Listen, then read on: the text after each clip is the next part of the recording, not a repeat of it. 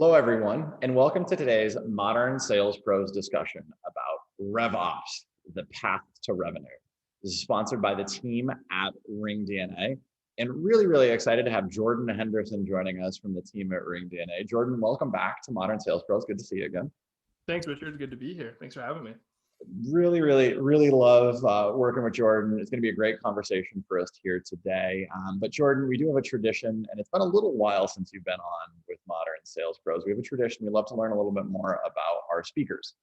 And for you, Jordan, anything new, any new hobbies or skills that you've picked up since the start of the pandemic? Yeah. So I think we talked about this one last time, but I'm still doing a whole bunch of carpentry stuff. So I'm actually sitting in a sort of backyard office that I built this weekend. So the room I'm sitting in right now, the entire structure itself, I actually built over the past 2 weekends. So still doing a bunch of carpentry and really because still pretty limited in California as to what we can actually, do. It's hikes, it's being outdoors, and I feel really healthy, which is great. And then doing some carpentry and hanging out.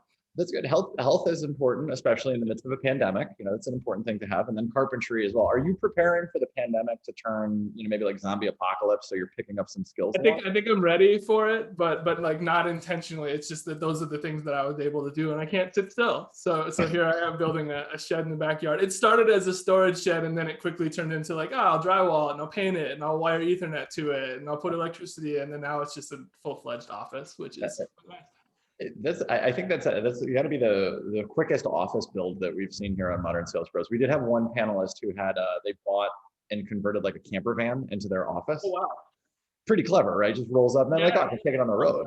I'm actually just sort of amazed that you've had 2 different guests that have built an office on the show, but I don't know, Jordan. We've done a lot of these.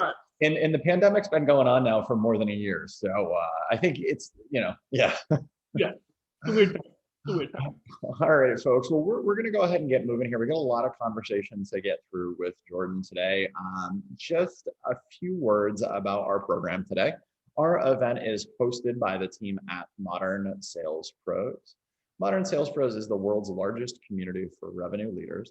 Our mission is to help our 20,000 and growing members answer questions they'd otherwise struggle to solve on their own. Whether through bringing on great guests like Jordan here, through doing amazing discussions online in our forum, or once everybody can safely do it, getting back to meeting and having great, good old-fashioned conversations in person.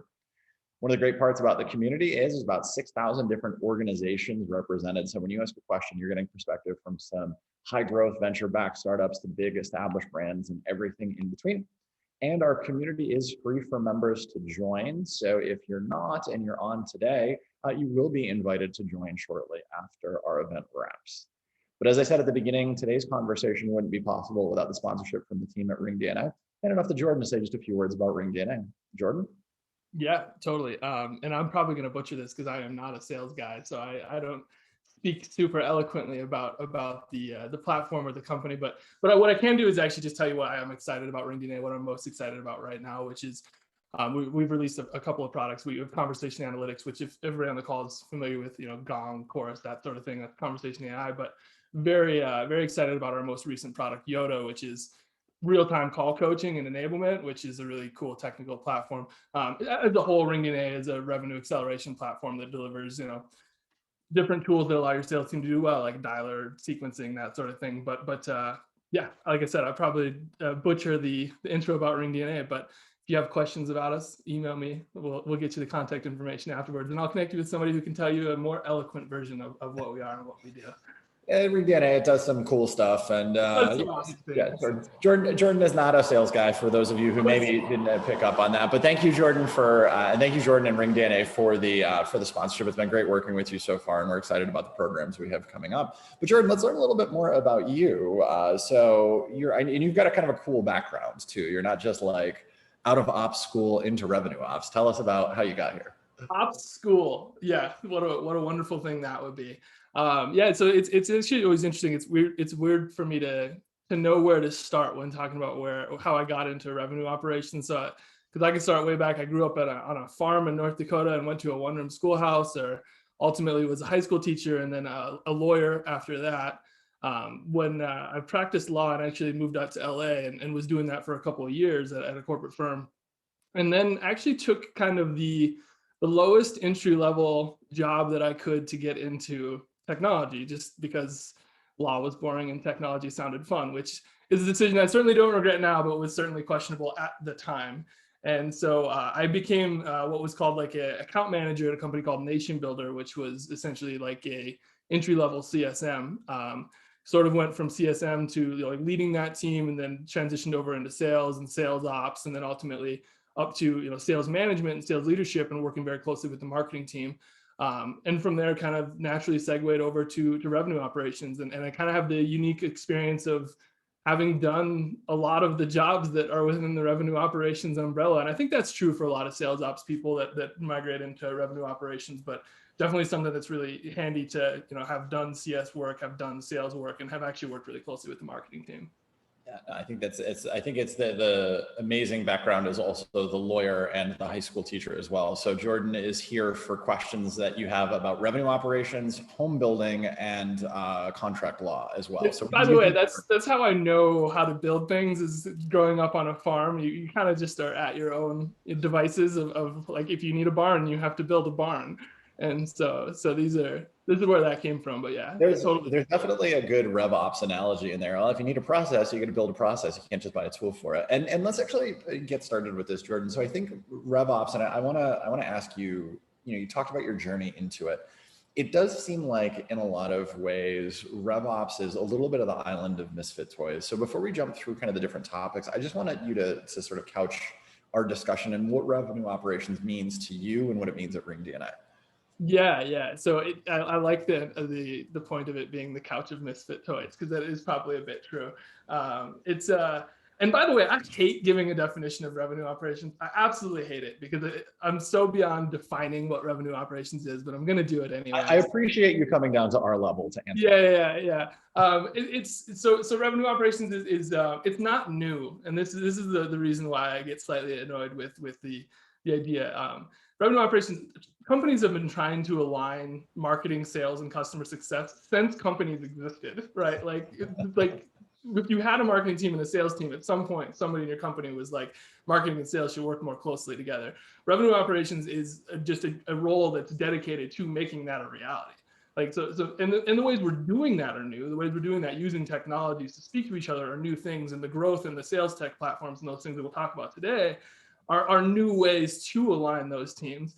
But the concept in itself of aligning your revenue operating teams is not a new concept, right? Like this is ancient stuff at this point.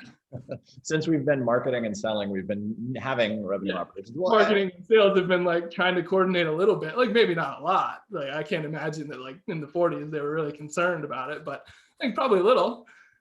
I think there's a lot to unpack with that. And I think it's one of the important parts as we talk about the rest of our conversation. We're not really solving maybe new problems, but we're deploying technology in ways, and we're thinking about technology in ways where maybe we think that we've tricked ourselves into thinking that some of these are new problems. Yeah, and it's like we're seeing the problem in new ways, and we're probably identifying problems faster because problems are stemming up within the technology, and we're getting more reports and more results back quicker. That's allowing us to identify problems that we're having, and so we're actioning them faster, and we're moving much more quickly, right, than we were even 10 years ago. Especially when you look at like MarTech and sales tech, it's exploded so much that's allowed these things to really move fast. But I still think we're solving, substantially the same problems, which are like sales and marketing is not aligned on definitions. They're not aligned on process. They're not aligned on approach. And like, even like this objection isn't being handled in the same way by both teams. Like those things have been problems forever. It's just how we're solving them and how we're identifying them are much different now. I love that point. And folks, we're going to cover a lot of ground here today with Jordan. I just wanted him to get that definition out there. We've got a couple topic areas that we're going to spend some time on today. We're going to keep it mostly conversational between Jordan and I.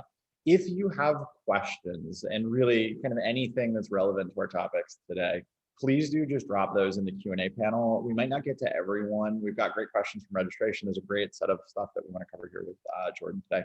Please do use that Q&A panel to ask. And the first thing that I know we want to talk about here, and you've got a lot of opinions on this, there's actually a thread in Modern Sales Pros that started to dive into this, but I'm going to start high level. we've been remote for a while now. How do you think about measuring the productivity of your team and optimizing, especially the sales team's output when things are fully remote? Yeah. It's a good question. And I think, like you said, we've been remote now for 13, 14 months Yeah. for a lot of companies. Some a few, a few fewer and a few more probably.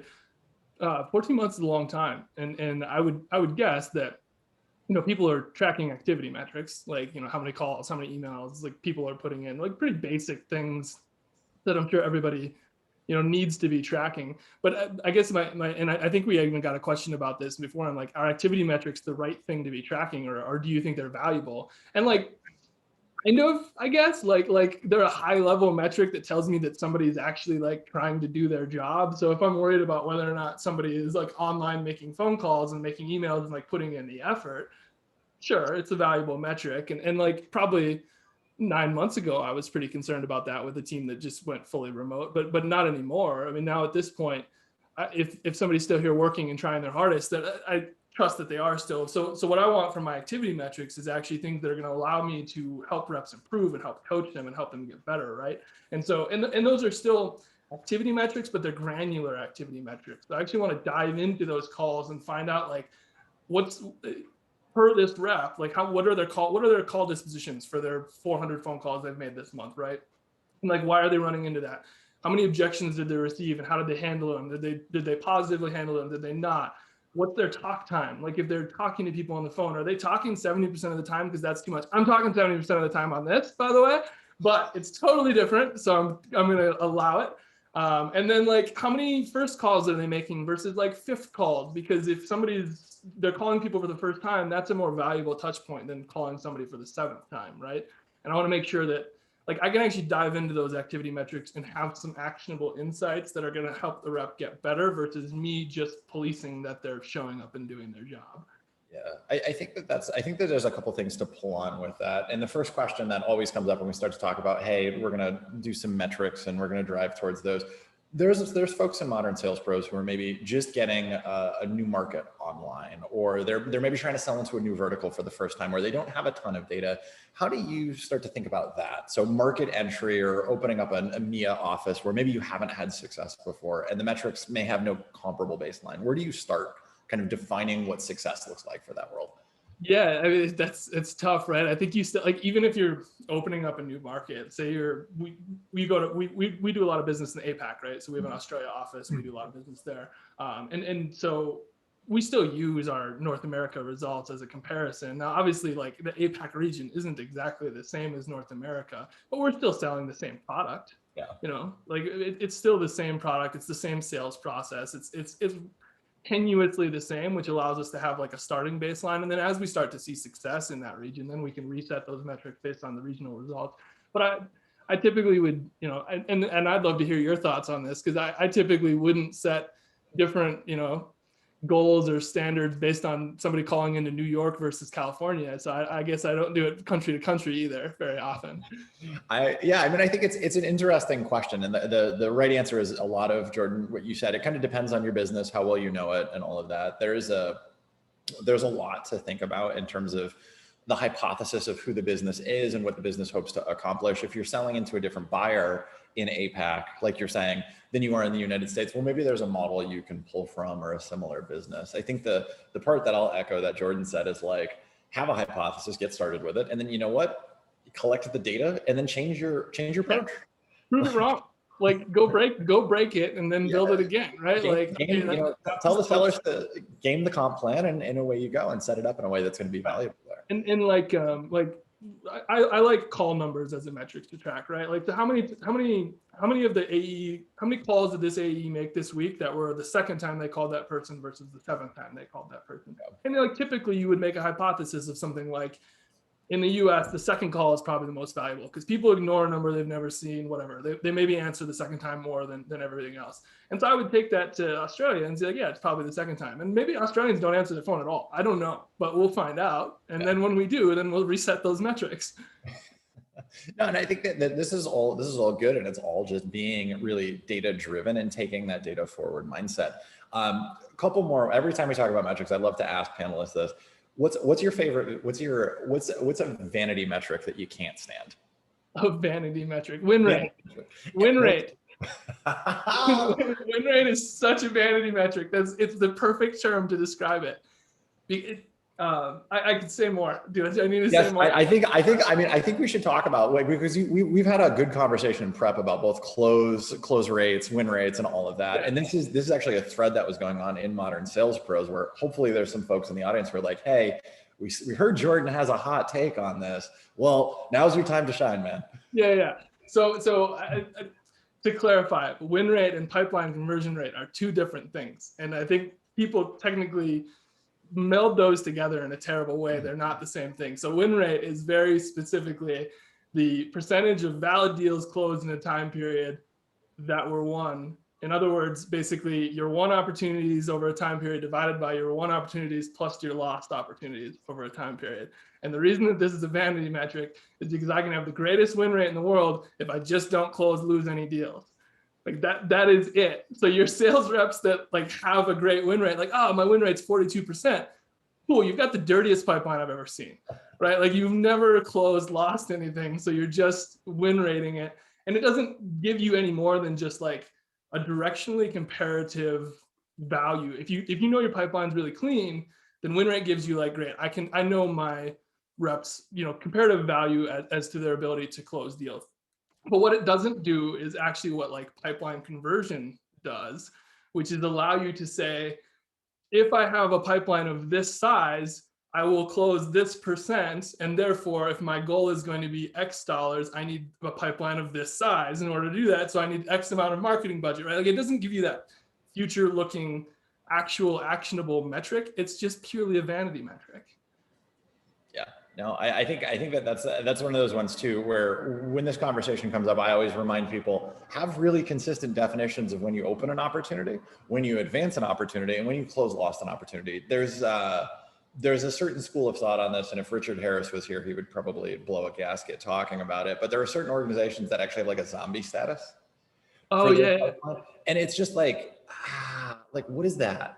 It's either one or like what the hell's going on? Isn't it just dirty pipeline for the sake of dirty pipeline at that point?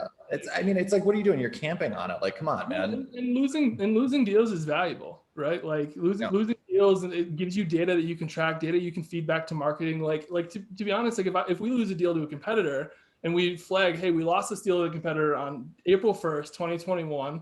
Here's the competitor. Then 3 months before April 1st of 2022, our marketing team can spend a whole bunch of time and money advertising against that specific competitor to that person. And we can start the outreach process again, assuming that their contract is up and we can then go after them, right? And we saved that whole 9 months of time where we were working on other things. And now we can rewarm them and go after them again. Like there's value in that. Well, and I think the other part too, we're not yet talking too much about capacity planning and annual planning and building the operating model, but like having accounts that are good to go after in 6 to 9 months. Hey, you know what you're going to hire in the next 6 to 9 months? Probably some AEs. Yeah. Probably gonna need some accounts. And like, if you're losing every one of these deals because you're missing a feature, you know what you're building in the next 6 to 9 months, right? Like it can shift things. It's important to know these things. No, I think it's great data. And there's some live questions coming in. So maybe we'll take some of those and then we can chat about some of the next topics here. So this is a question and it's about prioritization frameworks for your team's time. And I think RevOps this is an important question to think about for RevOps. You can get stretched in a lot of different directions. You can wear 1,000 hats and everything's on fire and the fire extinguisher is on fire. How do you prioritize your time and your team's time to make sure that the right stuff is getting done? Yeah, man, it's tough for a RevOps team in a remote environment. It's honestly, RevOps has to work with a lot of leaders, right? Like you're working with marketing leaders, sales leaders, success leaders. I work with finance and legal super closely. You're interacting with people on a very heavy basis. It's a ton of video calls right now, which I'm very excited someday to go back to the office and not have to do quite as many video calls.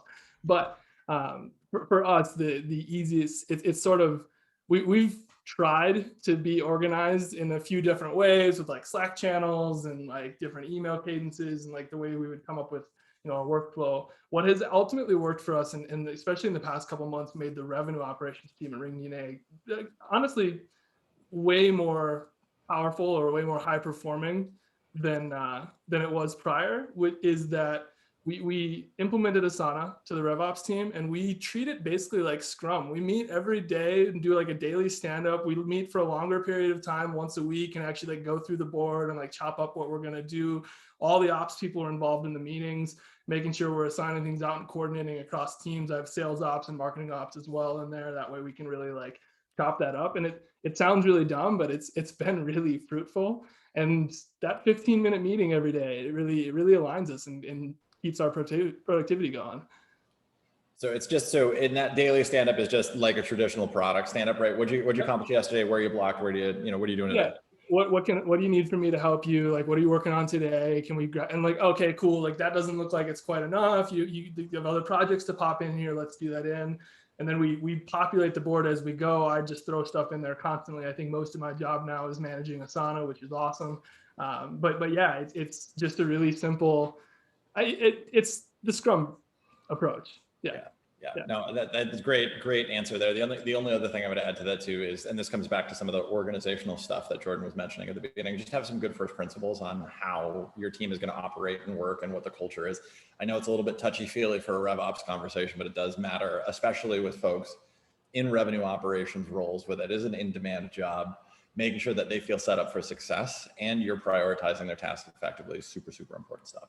Yeah, and you have a unique position as a RevOps leader, by the way, because you like, I have a sales ops guy, a marketing ops guy, and they're doing different things. We have people who work in CS ops, and you're exposed to so many teams. Like my sales ops guy, if he ever comes to me and says, you know what, I want to learn more about marketing, I work with marketing all the time. I can absolutely expose him to marketing and help him feel like he's getting and learning the things to help him grow in his career. And you should absolutely do that, because it's only going to help your revenue operation be stronger if you're exposing them cross-functioning to other teams. So just maybe like a bit of a going down a rabbit hole on that heartstring, but like empower them, absolutely empower the different ops people to go work with those other teams and learn those things, because it's just going to make your life better, I promise. Right. Well, and it's also going to give them a better empathy for what those organizations go through. And it's like back in the day when you used to have to shotgun calls, right? You have marketing sit in the sales floor just to hear the language that's being used. Now we've got tools that do that for us. But back when Jordan and I were getting started out, we didn't have all these great tools. Back when you had to dial a phone. So Jordan, one of the parts here that we love to talk about whenever we get a RevOps leader on is, how you can start to adopt either a RevOps mindset or how you can start to implement a RevOps as a discipline organizationally. And ringDNA is pretty sophisticated, but if you have a couple ideas where folks can get started like soon on deploying RevOps, what would you recommend there?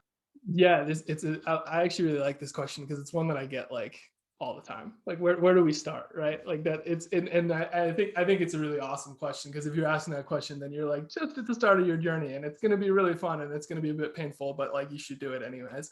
But there's three things that I always sort of share when asked, where do I start with my RevOps journey? The first one is you need executive buy-in.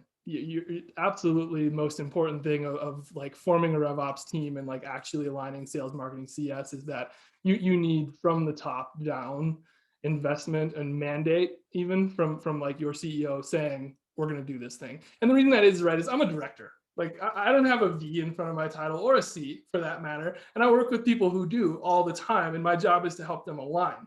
Like I need them to be bought into the idea as a whole. Otherwise my job is essentially impossible.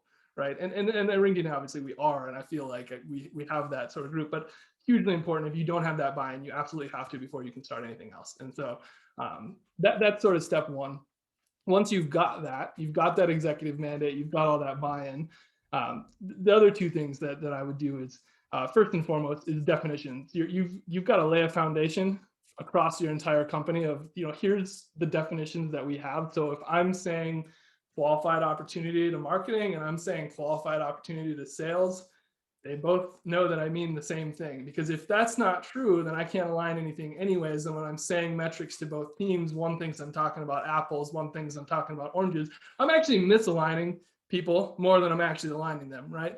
And so it seems really simple and dumb, but I guarantee you, if you take a list of the metrics your company uses to each of the leaders, and you haven't done RevOps yet, they're all going to give you a slightly different definition. And that's a piece that you're going to have to resolve. And then sort of the third thing after that is you've now got the executive mandate, you've now got the definitions. Then it's actually to start aligning your tech stack. And so that's when I would go in and actually make sure all of my tools are starting to work together. And these are, by the way, like, this is like a year's worth of work. Like we're talking about like a long time to do all this. This is not like I could do this tomorrow. But that's actually making sure your tech works together, and that's going to take a long time because if it doesn't, again, you're not going to accomplish anything anyways. So I think that's an important point that Jordan just, and I want to highlight that. That was a great answer. And I've got more follow-up questions for you, but one of the important parts of it, what Jordan just said there at the end, this is not a project. You don't just like, I'm going to do 3 pieces of RevOps and then be done and move on to like this next problem. This is a program. It's a cultural philosophy, and it does, you got to start top down on this. And the reason that Jordan described is exactly why. It's really tough to get VPs aligned about anything, let alone being, little director or manager like, hey guys, can we align on this? Yeah, like let me throw pebbles at you. Like, come on, let's do this. This is actually a question that came in a little bit earlier from Dan Grossberg, and like, this isn't new, and we all agree kind of this isn't new. Getting sales and marketing on the same page has been trying to do that for a while. Why is it so damn hard? Why is it so difficult to make this happen at SaaS organizations? Like, what is it about B2B SaaS that makes it so hard? I don't know that I have an answer to that question, mostly because if I did, I feel like I'd probably be like 1,000 times better at the job than I am, right? But I think there is actually a pretty like easy reason for this for most companies, which is I think most companies aren't aligned on definitions and their KPIs don't align. And if your marketing and sales team aren't aligned on their KPIs or goals or whatever you call them, or OKRs, I know everybody now has like a different definition of what goal means. But if they're not aligned on goals, then they're sort of like clashing. Like which team is going to be successful and which one isn't, and that's not where you should be. If you're aligned on goals, then it's both teams need to be successful. The ships need to move in the same direction.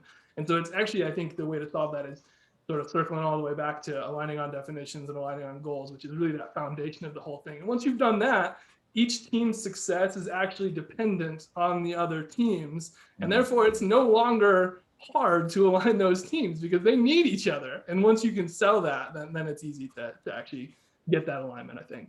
I don't think there's the only other thing I would actually add to that is it actually starts at the hiring process too. If you want to build that type of alignment in your organization, you need to hire a revenue leader who is comfortable working closely with a marketing leader who's comfortable working with sales. If you have cats and dogs in there, it's not going to end well, and it's going to be that much more difficult. That is an awesome point. That is a fantastic point for everybody here. So hire people well. That's the other takeaway from this. It's just that easy. Hire people well, do 2 pieces of RevOps, and then you're a unicorn. I think that's kind of how it works. Yeah, that's it. You're done. Jordan, do you feel comfortable sharing a little bit about how you mentioned it very quickly, but how is RevOps structured at ringDNA? That's always a question that we get to, is like, hey, how is this? Who's in it? Who's not? Like, where does it start? Where does it end? Can you give us a little bit more on that? Yeah. It's not like a complex answer. It's not like some super fun and awesome thing to go through. So I'm basically the head of revenue operations at ringDNA. The marketing operations person actually technically doesn't report to me. He reports to marketing, but he works super closely with my team. Sales ops does actually report into me, but sort of we work collaboratively across things. And for instance, we have somebody do CS ops as well. They're all in like our daily stand-ups, and I run that meeting and run that team. But they actually report into their own separate teams, which is actually kind of valuable for us, to be honest. I know it's maybe a bit unique. I think some companies probably have everybody roll into a RevOps team. Some people maybe do it the same way. As long as you're all aligned, I don't know that it really matters. It's just who reports to who on paper is never really the most important thing to me, I guess. But yeah, it's not the most fun, exciting, structured organization for sure. Well, I think the part about this that's interesting is there's probably no one size fits all model. It comes back to some of maybe the challenges that you have as your organization and where you're hoping to grow, right? Because RevOps, you're never going to have as many RevOps people as you do salespeople or account managers or marketers. Like, it's just the nature of the beast. So yeah. Where can you deploy the most leverage the most quickly with that? Yeah, and I think it goes back to ours is, like I said, I don't think it's that necessarily important. The RevOps team is one team. It's marketing ops, sales ops, CS, et cetera, right? But because we have such an executive mandate, our CMO, our CSO, our CEO, our COO, everybody is so heavily invested in revenue operations being a thing that we're very, very good at, that we are aligned regardless of who we report to, because we're all invested in making it happen. So like if you're reporting to the CMO, he's saying be good at revenue operations. You're reporting to CSO, it's the same thing. So it really doesn't matter.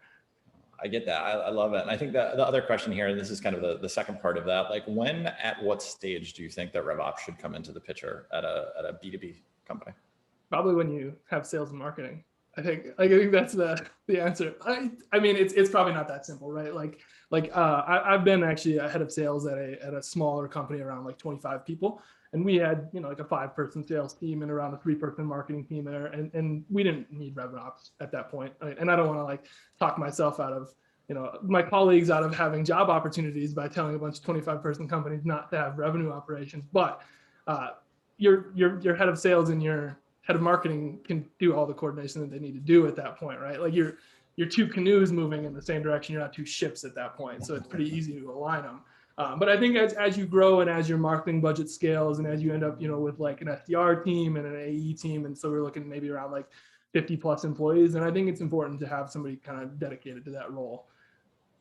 Yeah, I think that the mark that we've seen in a lot of the research we've done is around that 50-person mark. It's just the complexity is just enough. And there's the tooling component as well. Like when you start hitting like 4 or 5 channels with your paid spend, and you're doing like webinars. You've got me out here talking to things, and like there's different leads coming in from all over the place. They need to be handled different ways, and your product's really scaling. And CS is now a thing because you actually have customers, and like by the way, I think it's actually really important to do it right at that moment, because it's really hard to come into a company like 3 years later and then clean all that up. And that's going to slow you down a lot.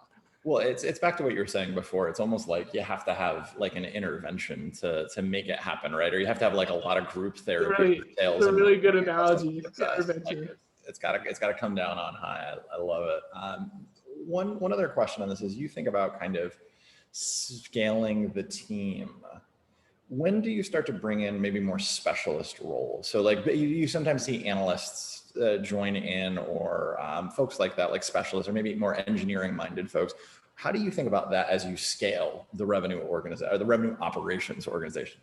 God, that's a really good question. And I guess the question also becomes like, do those people even belong in the revenue operations org, right? Like I don't necessarily know that my revenue operations team needs somebody that's just like basically an SE.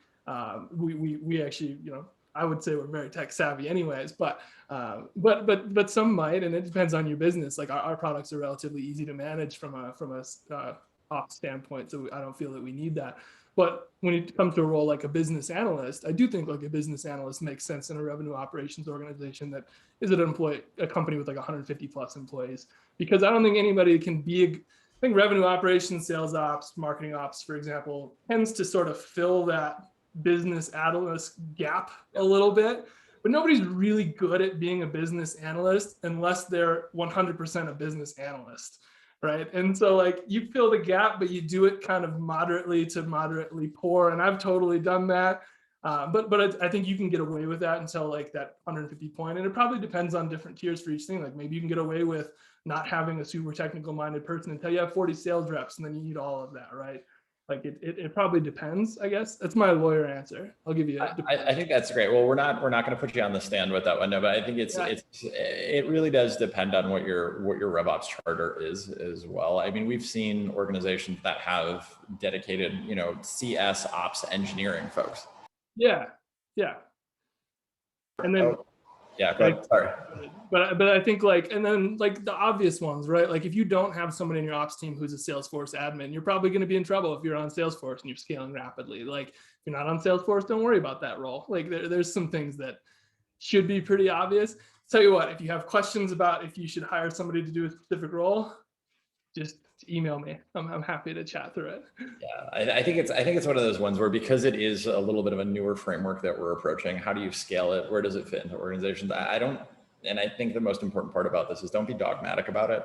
Just because what Jordan's here is saying works for ringDNA, really take that, and use that as data to inform a decision of how you structure things. But just because it works at ringDNA doesn't mean it works at wherever you may be. Totally, 100% true.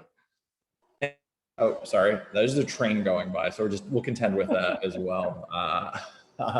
So one other question here that's come up, and RevOps does actually have an important role to play in this, and we were goofing around about this at the beginning. Annual planning. How and when do you get started with the annual planning process? How do you make sure that stuff stays aligned throughout the year?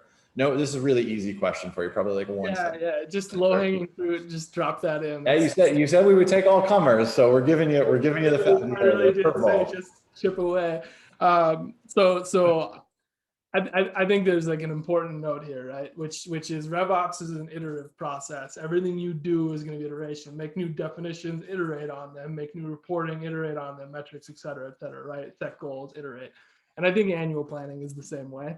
RevOps should be heavily involved in annual planning, because a lot of the metrics and things that you're tracking and your team is responsible for are going to be used in annual planning, right? Like when I go back to talking about win rates, and I actually talk about like pipeline conversion rate, pipeline conversion rate should be used to help your company determine what our ad spend is for the year and what our quarterly bookings goals are. And your sales ops team is helping determine the quota capacity of the sales team. And all of those things are coming from your team. So you should be intrinsically very heavily involved with this, right? But it also is going to change. Like we've watched it change overnight. We watched the pandemic happen last year, and everybody's annual plan had to change. So I don't think of it as like, it's December, I need to spend a whole bunch of time getting all my reporting and metrics ready so that we can plan for 2021. It's more like we should have these metrics pretty much ready to go on like any given 2-week notice period.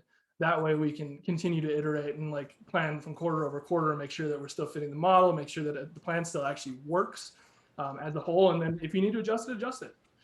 Is that an answer to that question? I think it's a great answer. No, and I think the key point is kind of what you said at the beginning. It's iterative, right? Annual planning is not a thing that you do and then put on the shelf and then kind of walk away with it and come back, when there's a board meeting. Like it's something that should be operationalized. And what Jordan's talking about here is, maybe the operating plan itself, we know why we need to have the pricing structure that we do to achieve the margin that we need to fulfill the operating plan.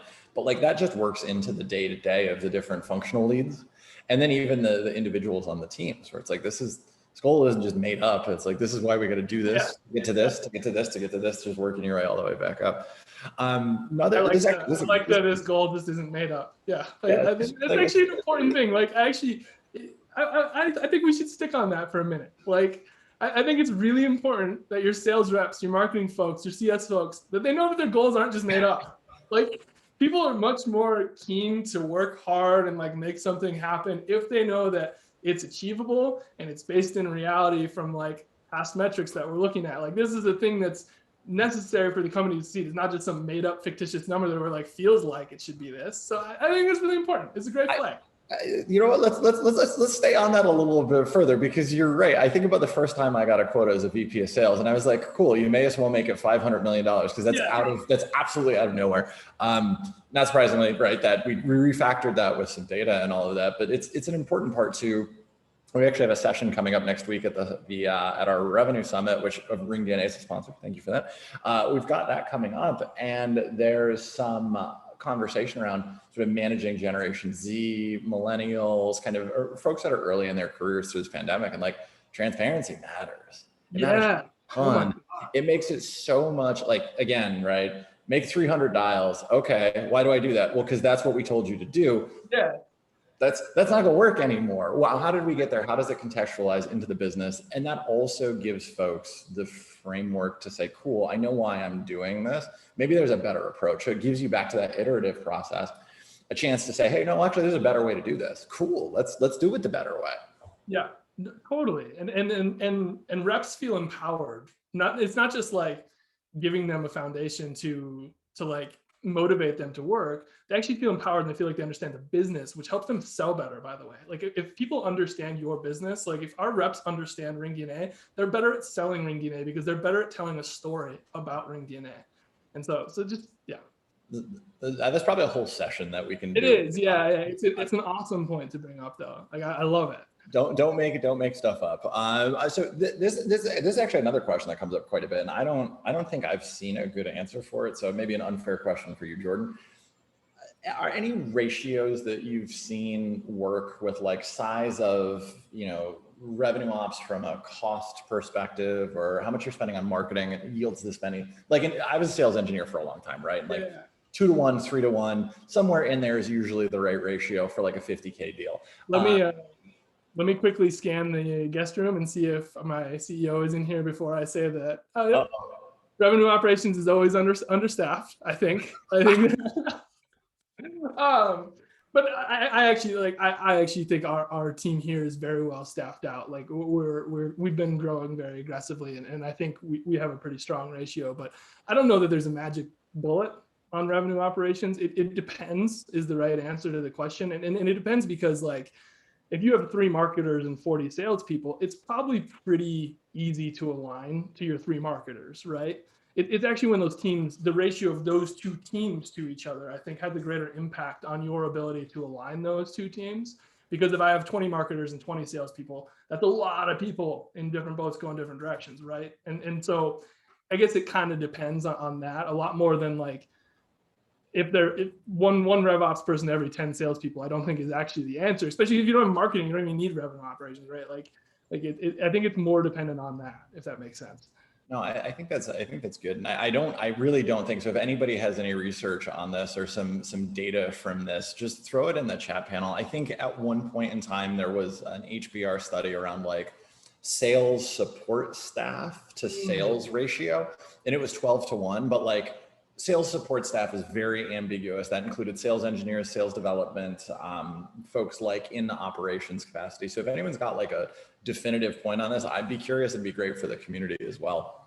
Yeah, I'd be super curious. Like it's a new enough role. I don't know that such a thing exists. So if somebody does, I'd love to see it. Yeah, no, it would be great. Well, we're kind of winding down. We got about 15 minutes left here with Jordan. So keep the questions coming. I do want to move kind of to the last point that we had talked about and we had prepped on, thinking about, we're a quarter into the year now. Last year was, I don't even know how you would describe last year. It was chaos, a pandemic, however you want. We're not going back to normal. But what are some things that you've learned that folks can go ahead and apply going forward based on what you saw in the first couple months of the year and the tail end of last year? Yeah, I mean, everybody should be excited. One of the things I think we've all learned is the economy is picking back up, which is really going to help out a lot of businesses. So that's I think like the easy thing to bring out. We went through this transition in March, and everybody's beaten this horse to death, right? Of like, we went remote and we had to like implement new things and processes and figure out how to like track people and do all this stuff from a distance. Everybody should be aware that we are now going to be going back, right? Like there's going to be some universe of people shifting back in 2021, which includes probably like hybrid roles, some people going back full time, some people staying remote. Every company is going to handle it differently.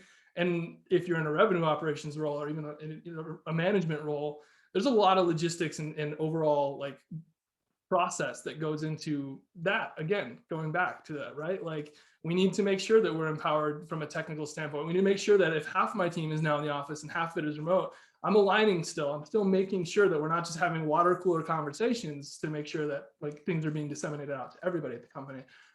Which I'm a bit terrified about this next transition, by the way. I remember the last one, I have a bit of PTSD about it. So all the way ready to do it again.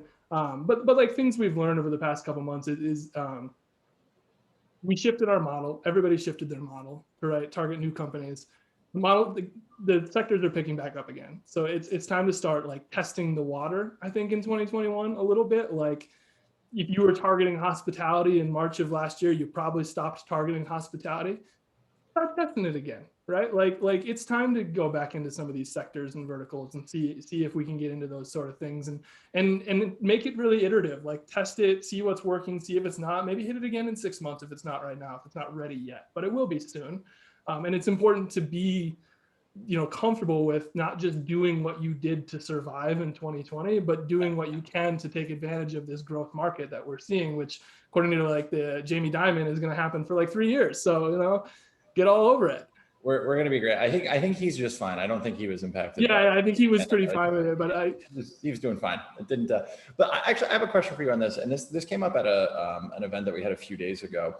Starting to think about like that, like there's a very real reality that like finally like folks are going to get vaccinated, and then all hell is going to break loose in August, right? Yeah. So thinking about, how are you accounting for in your own modeling for either pipeline dip or just like people literally shutting down in the States and being like, cool, I haven't left my house in a year and a half. I'm going to go take a vacation anywhere other than my living room. Are you accounting for that when you model?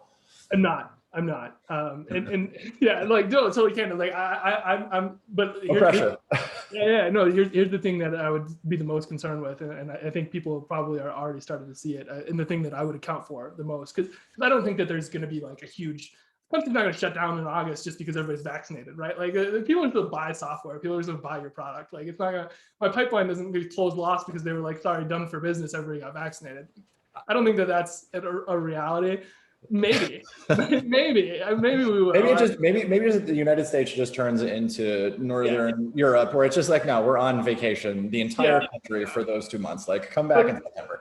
But what I do think is really, really going to happen, and is already happening, by the way, is that as businesses open back up, and as everybody on this call is here right now, you're probably doing some hiring. Hiring is going to become very, very difficult. If your model accounts for like hiring X number of new sales reps and X number of marketers every quarter for the next quarter, you might want to pump those numbers down a little bit to be a little bit more realistic, because the job market is crazy. It's going to get crazier and crazier as the economy picks back up. And that actually, your hiring model has a direct impact on the rest of your model, right? Like if I can't hire at the rate that I want to hire at, then my revenue goals have to account for that, and my pipeline goals have to account for that, and all these things have to change because we're having a hard time hiring.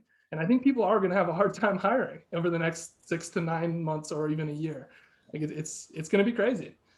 I think that's a great perspective on that, and that's back to almost what we're talking about with the capacity planning piece, right? You're going to have the right people in seat to do the thing, and you need to, of course, ramp them appropriately. Back to that, not making up goals like ramp time. Yeah. Please don't forget that. Like, you're not going to come in and be a 130K a month seller or whatever you need to be on day 2. Don't model it that way.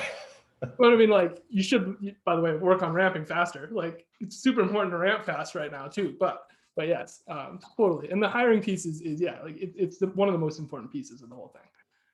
That's actually the thing that terrifies me the most about this year. It's because the rest is just exciting. It's going to be a great year. I think hiring, like there's so much that's so broken about the way so many organizations hire, that there's like those who figure those sorts of problems out. Like, how do I run a tight interview process? How do I create a culture of inclusion? I know you have really strong feelings about this from our past conversations. So feel free, jump in. Let's do this. It's super important. Just for the love of freaking God, just actually write a job description that's even remotely related. Like instead of making up the job description or using the one that you've used at every job before, actually write the job description for the job you're hiring for. It's going to help you a ton.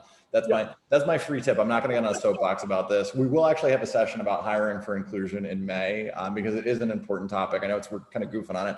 From an inclusion and belonging standpoint, it's incredibly, incredibly important to make sure that you're hiring with that model in mind. I'm going to ask probably 2 more questions from registration here, folks. If you've got other questions, like I said, we've got Jordan for probably about 10 more minutes here. I'm going to ask this: how much automation is too much? I have to. It was too good of a registration question not to ask. It really was. It might be my one. Well, there was another question that was like, Ken has proactivities or proactivities or something. Oh yeah, we had a meme or some. We got memed. Yeah. But there was the how much automation is too much automation question. What a good question that is. My initial reaction is, if you're asking that question, you might have too much automation, which is maybe like a look at it. But automation is terrifying. Like at the end of the day, it's both like the most powerful and cool thing and so important, right? You can't do what I do or revenue operations does without a high level of automation between marketing and sales and vice versa and all throughout. But nothing will break everything more than bad automation, right? Like if I'm relying on automation and it's not working well, I'm ending up with bad data or I'm missing leads, or like it's actually just fundamental things to your business that are falling apart. So when we work with automation here, and when we do automation internally quite a bit, we do automation in a way that's very careful. So we do a lot of testing with it, make sure it's actually going to work very significantly. Like we test everything that we can think of testing it. By the way, we still break it sometimes, which still happens. I think our marketing ops guy broke some automation last week, but we track it very consistently. We create reports and dashboards and things that we can watch to make sure that the automation is actually happening well. And we make sure that we're not overly reliant on it. We have backup plans. And so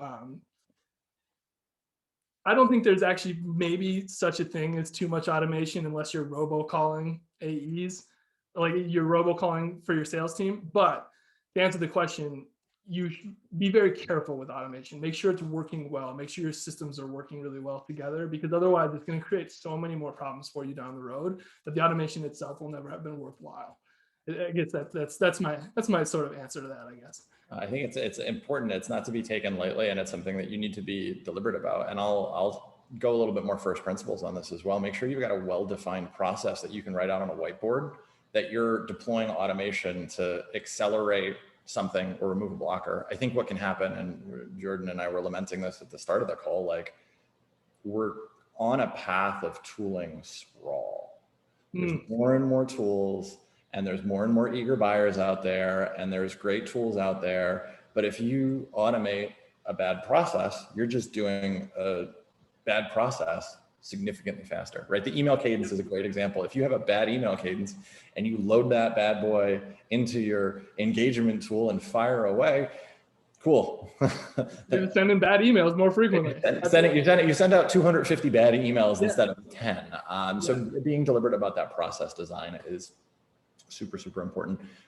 Last couple questions here. So this is another question from Susie. She's asked a few good ones here today.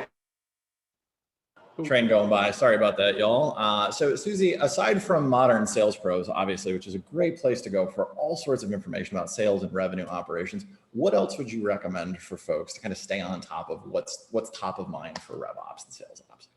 Yeah, it's a great question. So there's some groups that are sort of like popping up around RevOps, right? Like I would recommend follow ringDNA. We talk a lot about RevOps. Follow me. I talk about RevOps all the time. It's super boring, but you can follow me if you're interested. And then there's another company like Lean does a lot of stuff that's really powerful about RevOps. There's a few other thought leaders I think out there like Jeff Ignacio and Rosalind Santa Elena that are both like kind of leading in the space right now.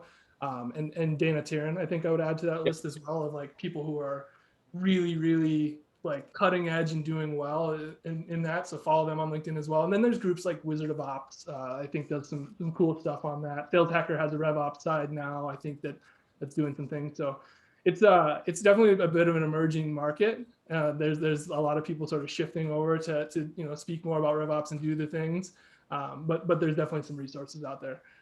I think everything that Jordan mentioned was great. I'd also add Go Nimbly is a great organization to follow as well. They're a RevOps consultancy, and they produce a lot of very good, like first principles thought leadership. I was featured in their newsletter last week. It's no big deal. Well, of course you were.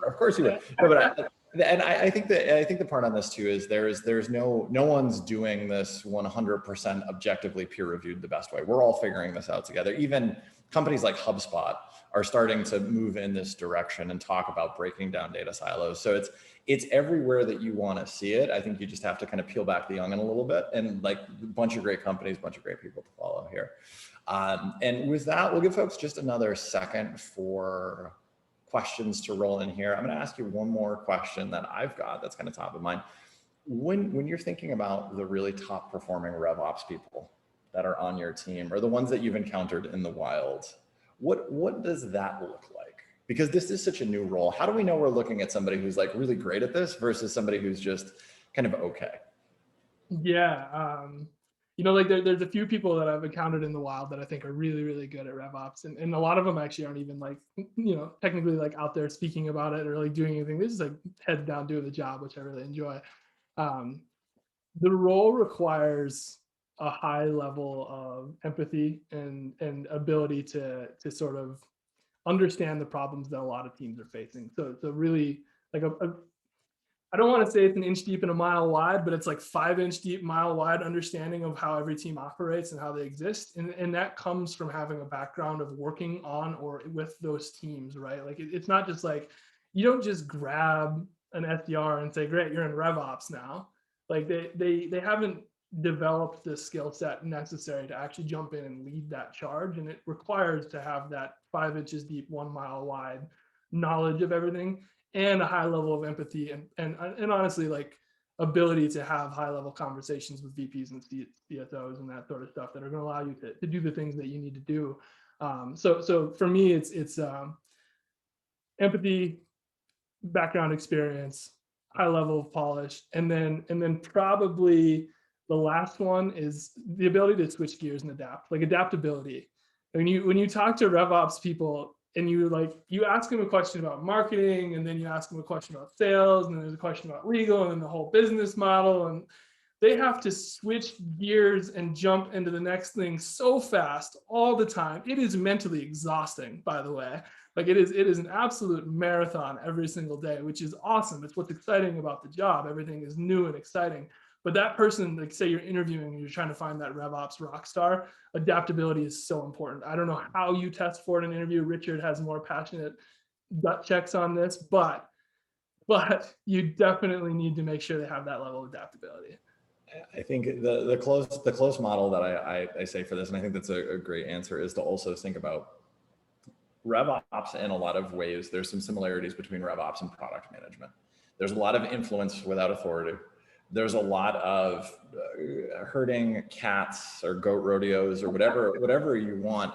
And there's a technological component, there's a human interaction component, there's a context switching component. Like all of those things, you can look at characteristics that good product managers have. I feel like it's not one-to-one, but I think that there's some overlap there where you can look and say, okay, cool, great product manager looks like this, great RevOps kind of looks like that. That's a really good point. Yeah, it's really spot on, actually. It's the same sort of like jump in, do the thing too. You have to have the attitude, right? Yeah. By the way, I like RevOps people who waited tables at some point. Yeah. Waiting tables is a really tough job if anybody's ever, and you have to be like a level of constant anxiety to make things happen fast, like quickly and done well, right? Like only the paranoid survive, I think, is a wise, exactly. as a wise author once said. Yeah. All right, well, we're almost at time here. Once again, I really want to thank ringDNA. If you liked this kind of content, we've got some more stuff coming up with ringDNA, including next week's Revenue Excellence Summit, all around pipe gen.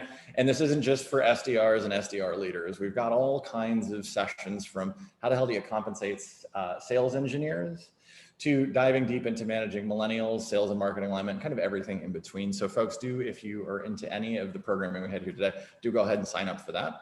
But Jordan, man, this is like the second time that we've had you on, and I feel like we should just talk to Netflix now. Like, let's get the order done. Let's do like 8 more of these.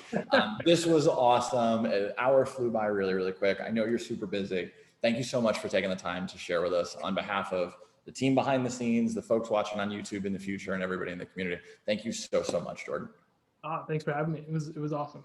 Stay safe and enjoy the new office space. Yeah, thanks.